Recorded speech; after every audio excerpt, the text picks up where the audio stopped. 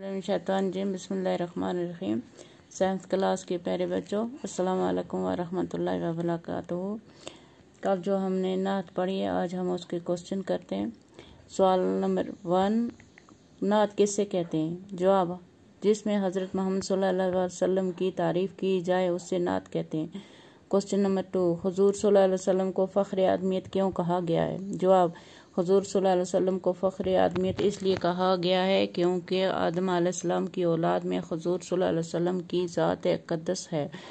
Question number 3, हुज़ूर सल्लल्लाहु अलैहि वसल्लम इस नज़्म में हुज़ूर सल्लल्लाहु अलैहि वसल्लम की जो सिफ़ात बयान की गई हैं उनमें 5 अपने अल्फाज में लिखिए। जवाब, इस नज़्म में हुज़ूर सल्लल्लाहु अलैहि वसल्लम की 5 सिफ़ात कुछ इस तरह बयान की गई हैं।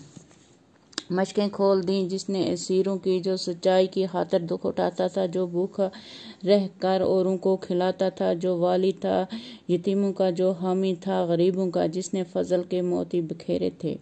क्वेश्चन नंबर 4, नज़म के आखिरी मिसरे का मतलब अपने अल्फाज में लिखिए। जवाब, सलाम उस ज़ात अक़दस पर जिसने फजल के मोती हर तरफ बिखेरे हुए थे, और सलाम उस ज़ात पर जिसने बुरे लोगों को फरमाया कि ये मेरी उम्मत से हैं। प्यारे बच्चों, ये थे आज हमारे सवाल। ये अपनी कॉपी पर मेंटेन करना अच्छी तरह से। इंशाल्लाह कल हम भले और बुरे की पहचान लेसन पढ़ेंगे। बाकी अल्लाह हाफ़िज़।